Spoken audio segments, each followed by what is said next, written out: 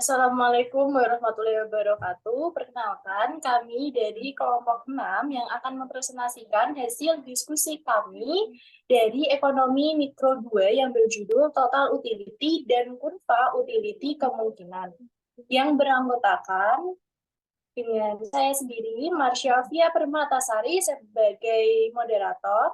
Selanjutnya ada pemateri 1, ada Taufik Hidayat. Pemateri kedua ada Karisma Raturania. Dan pemateri terakhir ada Eki Salistiani Rizky.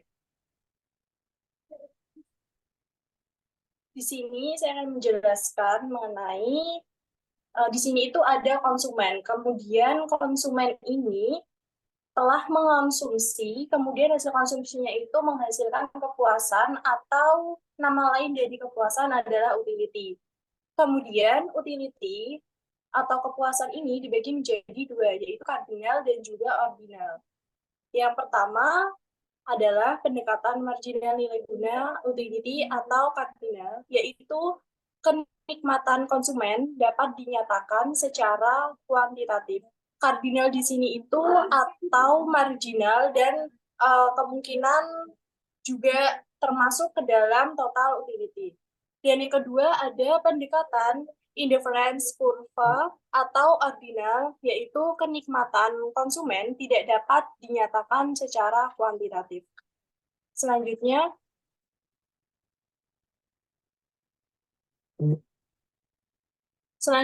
ada konsep dasar utility.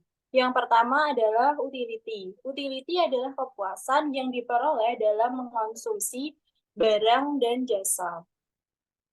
Yang kedua ada total utility adalah kepuasan total dalam mengkonsumsi sejumlah barang dan jasa. Dan yang terakhir adalah marginal utility adalah tambahan kepuasan yang diperoleh dalam menambah satu satuan barang. Contohnya adalah, di sini saya akan mencontohkan atau menjelaskan lebih rinci ya teman-teman mengenai marginal utility, di mana semakin banyak kita mengonsumsi suatu barang tertentu, maka nilai guna totalnya itu akan semakin besar. Tapi nilai guna marginalnya justru akan semakin turun. Bahkan bisa mendekati 0 atau justru bisa negatif. Itu salah satu dari marginal utility. Kemudian ada total utility. Misalnya itu Tia mengkonsumsi donat. Donat yang pertama yang ia konsumsi itu telah memberikan nilai total 30. Sedangkan bakso, maksud saya donat yang kedua yang sama Tia konsumsi itu memberikan nilai total 50. Apabila Tia ini mengkonsumsi 5 donat, maka akan memberikan nilai total 65. Dan perlu dipahami bahwa bersama nilai guna itu atau utility terhadap suatu barang atau jasa bersifat subjektif, yang berarti setiap orang memiliki penilaian yang berbeda.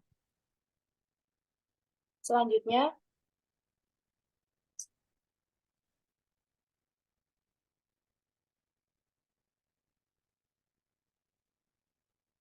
materi selanjutnya mengenai marginal utility yang menurun akan disampaikan oleh Taufik Hidayat. Kepada Taufik Hidayat, saya persilahkan. Terima kasih kepada moderator. Di sini saya akan menjelaskan tentang marginal utility yang menurun. Semakin banyak barang atau jasa yang dikonsumsi, semakin menurun tambahan kepuasan MU. Artinya, marginal utility yang menurun adalah konsep dalam ekonomi yang menyatakan bahwa setiap tambahan unit barang atau jasa yang dikonsumsi oleh seseorang cenderung memberikan kepuasan tambahan atau semakin berkurang. Ini berarti bahwa ketika seseorang mengonsumsi lebih banyak dari suatu barang atau jasa, nilai kepuasan tambahan yang diperoleh dari setiap unit tambahan semakin berkurang. Contohnya adalah ketika seseorang pertama kali mengonsumsi suatu barang atau jasa, mereka biasanya merasakan tingkat kepuasan yang tinggi karena barang tersebut memenuhi kebutuhan atau keinginan mereka. Namun, seiring berjalannya waktu, Saat mereka terus mengkonsumsi barang atau jasa tersebut, kebutuhan mereka yang lebih mendalam mungkin sudah terpenuhi. Sehingga tambahan unit yang dikonsumsi memberikan kepuasan yang kurang signifikan. Inilah sebabnya MU atau marginal utility cenderung menurun seiring dengan peningkatan konsumsi. Konsep ini merupakan bagian penting dalam analisis perilaku konsumen dalam membantu menjelaskan mengapa orang cenderung melakukan alokasi sumber daya ke berbagai barang dan jasa yang berbeda untuk mencapai tingkat kepuasan maksimal. Untuk selanjutnya, ini adalah contoh tabel total utility dan marginal utility. Contohnya Lulu mengonsumsi donat. Jumlah donat 1, jumlah utility yang diterima oleh Lulu yaitu 12, sedangkan marginal utility yang diperoleh Lulu adalah 12. Sedangkan jika mengonsumsi donat 2, jumlah utility yang diterima oleh Lulu adalah 22, sedangkan marginalnya hanya 10. Selanjutnya, jumlah donat 3, jumlah utility-nya 28, sedangkan marginal utility-nya hanya 6. Yang keempat, jumlah utility-nya 32, sedangkan marginal utility-nya 4. Jumlah donat 5, jumlah utility-nya 34, marginal utility-nya 2. Sedangkan jumlah donat 6, jumlah utility-nya 34, sedangkan marginal utility-nya 0. Jadi kesimpulan tabel ini adalah semakin meningkat jumlah utility yang dikonsumsi oleh Lulu, maka semakin kecil juga marginal utility yang diberikan kepada Lulu. Selanjutnya adalah kepuasan konsumen pada suatu barang dapat diukur dengan kesatuan uang. Artinya, utilitas marginal mengacu pada manfaat tambahan yang diperoleh oleh konsumen dari konsumsi tambahan satu unit barang atau layanan. Konsep ini berhubungan dengan tingkat kepuasan atau utilitas diperoleh oleh konsumen dari konsumsi suatu barang. Dalam hal ini, jika konsumen bersedia membayar lebih untuk satu unit tambahan dari suatu barang, maka kita dapat mengukur kepuasan tambahan yang mereka peroleh dalam satuan uang. Jika utilitas marginal positif dan masih lebih besar dari harga yang harus dibayarkan, maka konsumen akan merasakan lebih puas dengan tambahan tersebut. Sebaliknya, jika utilitas marginal negatif, konsumen akan merasa bahwa kepuasan menurun dengan tambahan konsumsi. Selanjutnya adalah kepuasan berusaha, konsumen berusaha memaksimumkan kepuasan total. Artinya, dalam kerangka teori utilitas, memaksimalkan kepuasan total dengan mencoba memaksimalkan utilitas total yang mereka peroleh dari konsumsi barang dan layanan. Dalam konteks ini, konsep utilitas marginal sangat penting. Utilitas marginal mengukur manfaat tambahan yang diperoleh dari konsumsi suatu unit tambahan dari suatu barang atau layanan. Konsumen akan mencoba memaksimalkan kepuasan total mereka dengan cara membandingkan utilitas marginal dari berbagai barang dan layanan yang dapat mereka beli. Berdasarkan utilitas tambahan yang mereka dapat dari setiap unit tambahan dan harga barang tersebut. Untuk memaksimalkan kepuasan total, konsumen akan memilih kombinasi barang dan layanan yang memberikan utilitas marginal per dolar atau yang dihabiskan seimbang di antara semua barang yang mereka konsumsi.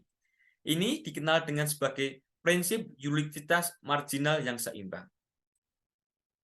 Selanjutnya adalah kepuasan konsumen dibatasi garis anggaran. Kepuasan konsumen memang dibatasi oleh garis anggaran. Garis anggaran menggambarkan semua kombinasi barang dan layanan yang dapat dibeli oleh seseorang konsumen dengan pendapatan dan harga yang tersedia. Kepuasan konsumen akan mencapai puncaknya saat konsumen memilih kombinasi barang dan layanan yang memberikan utilitas total maksimum sesuai dengan garis anggarannya. Pada saat ini, utilitas marginal atau manfaat tambahan yang diperoleh dari konsumsi donat terakhir yang harus seimbang dengan harga barang tersebut. Jika seseorang mengonsumsi donat lebih banyak dari suatu barang atau lainnya yang harganya lebih tinggi dibandingkan dengan lainnya, maka utilitas marginal per dolar akan dihabiskan pada barang tersebut akan lebih rendah daripada yang lain. Oleh karena itu, untuk memaksimalkan kepuasan konsumen harus menyesuaikan alokasi pengeluarannya sehingga utilitas marginal dari semua barang adalah seimbang. Untuk mencari konsumen berusaha maksimum kepuasan total dapat dicari dengan cara MUX per PX sama dengan MUZ per PZ sama dengan bla bla bla bla sampai MUZ per PZ. Sedangkan untuk mencari kepuasan konsumen dibatasi garis keanggaran dengan cara TU atau total utility per F per Q atau quantity. Sedangkan untuk mencari marginal utility dengan cara delta total utility per delta quantity. Terima kasih, saya kembalikan kepada moderator. Terima kasih penjelasannya untuk Saudara Taufik Hidayat. Kemudian di sini lanjut untuk pemateri ketiga yang akan dijelaskan oleh Karisma Raturannya. Kepada Karisma Raturannya, saya persilakan. Baik, terima kasih kepada moderator atas waktunya. Di sini saya akan menjelaskan mengenai kurva total utility sama marginal utility. Yang pertama, kurva total utility. Kurva ini menunjukkan hubungan antara jumlah barang atau jasa yang dikonsumsi oleh seseorang dan tingkat kepuasan total yang diperoleh konsumsi. Kurva ini menunjukkan bahwa semakin banyak barang atau jasa yang dikonsumsi, maka semakin tinggi tingkat kepuasan total yang diperoleh. Dalam kurva total utility ini, tingkat kepuasan total yang diperoleh dari konsumsi suatu barang atau jasa dapat dihitung dari menjumlah tingkat kepuasan yang diperoleh dari setiap unit barang atau jasa yang dikonsumsi. Pada sumbu horizontal, ini menunjukkan jumlah barang yang dikonsumsi, sedangkan sumbu vertikal pada grafik ini menunjukkan tingkat kepuasan total yang diperoleh. Selanjutnya, mengenai kurva marginal utility. Kurva marginal utility ini menunjukkan perubahan kepuasan tambahan yang diperoleh dari konsumsi satu unit tambahan dari suatu barang atau jasa. Kurva ini menunjukkan bahwa semakin banyak unit barang atau jasa yang dikonsumsi, maka semakin rendah tingkat kepuasan tambahan yang diperoleh. Pada gambar grafik ini, sumbu horizontal itu menunjukkan jumlah barang yang dikonsumsi dan vertikalnya menunjukkan tingkat kepuasan tambahan yang diperoleh. Pada kurva marginal utility ini menunjukkan penurunan yang semakin tajam seiring berjalan waktu dengan bertambahnya jumlah barang yang dikonsumsi.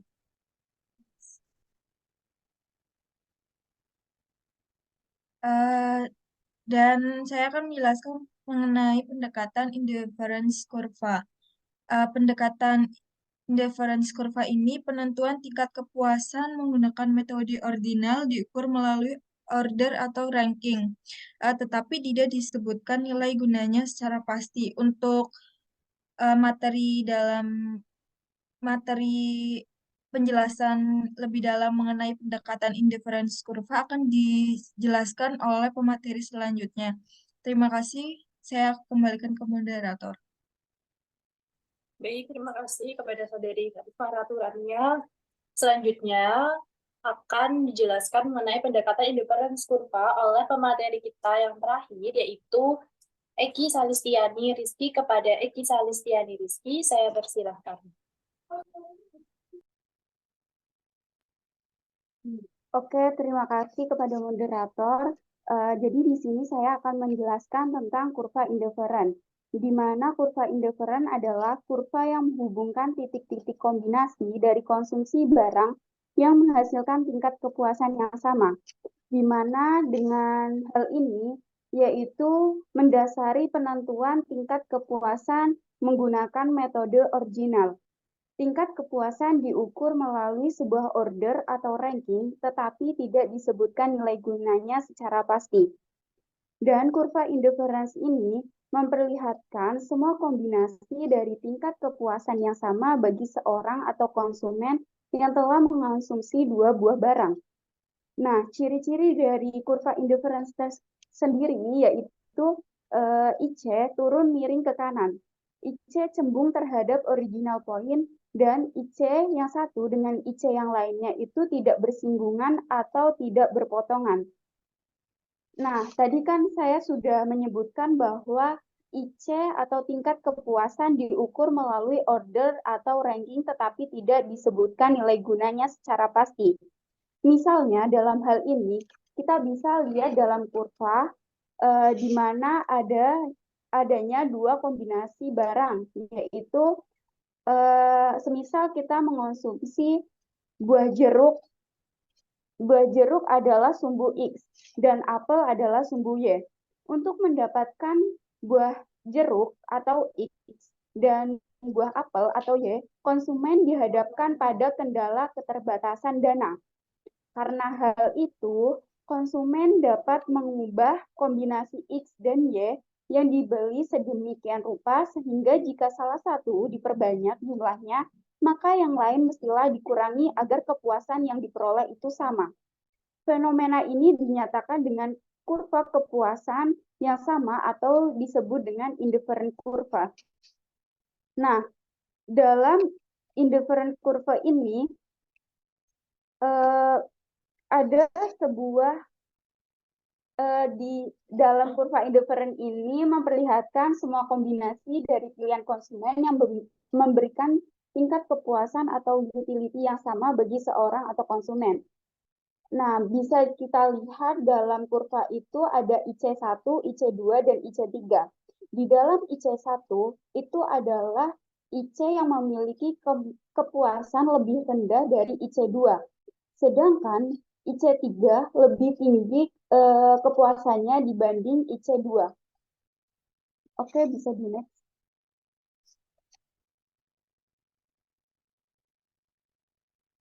Oke, kita menyambung dari kurva indifference kurva, di mana di situ ada garis batas anggaran atau budget line.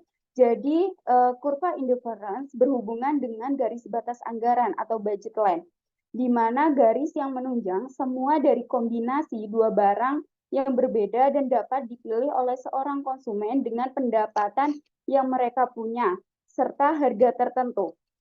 Jadi misalkan, kalau kita memiliki sebuah pendapatan, pastinya hal itu adalah salah satu keterbatasan kita untuk membeli sesuatu barang.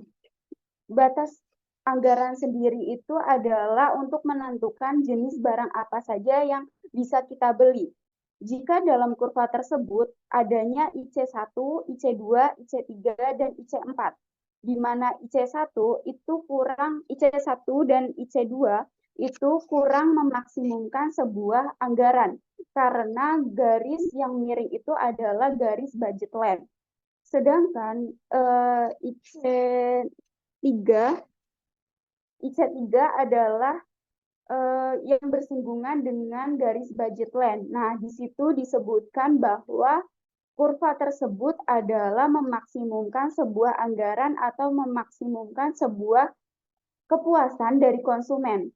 Sedangkan IC4 atau IC yang paling kanan adalah kurva yang menggambarkan sebuah keinginan atau IC absolut, di mana itu melebihi batas anggaran. Karena kita ingin sesuatu, tetapi anggaran yang kita punya itu tidak bisa memenuhi keinginan kita. Nah, itu adalah disebut dengan IC yang absolut atau tidak bisa direalisasikan. Untuk membangun konsep mengenai preferensi budget line, pertama-tama dibutuhkan mengembangkan konsep apa pilihan yang dibuat oleh konsumen. Misalkan, Mbak Ratu memiliki dana 20.000. Dia akan membeli sebuah apel dan jeruk. Dan harga apel itu 10.000, sedangkan harga jeruk 5.000. Jadi di situ agar anggaran Mbak Ratu cukup untuk membeli apel dan jeruk, maka untuk membeli apelnya hanya 1 dan untuk membeli jeruknya 2. Jadi itu memaksimumkan sebuah pendapatan. Dan jika ingin melakukan sebuah investasi atau menyimpan sebagian dananya atau anggaran atau pendapatannya, Mbak Ratu bisa membeli apel 1 dan jeruk 1. Jadi ada sisa 5.000 dan disebut dengan kepuasan tidak dimaksimumkan. Tetapi jika Mbak Ratu ingin membeli sebuah apel 2 dan jeruk 1, itu Mbak Ratu adalah melakukan tingkat kepuasan atau keinginan yang absolut karena anggaran Mbak Ratu hanya 20.000 untuk membeli apel dan jeruk. Nah, jadi pergeseran dari kurva IC dengan batas anggaran sendiri, jika IC terusan ke sebelah kanan, itu menggambarkan sebuah IC tidak direalisasikan atau kurangnya pendapatan. Jika IC di bawah budget line, maka hal itu IC tidak anggarannya tidak dipuaskan. Itu penjelasan dari kurva indifference dan budget line. Saya kembalikan ke moderator.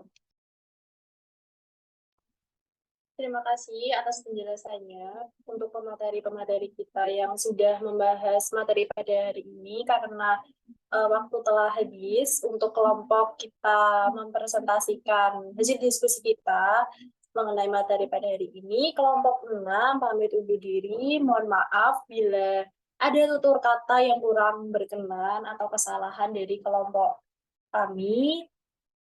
Terima kasih. Wassalamualaikum warahmatullahi wabarakatuh. Wabarakatuh.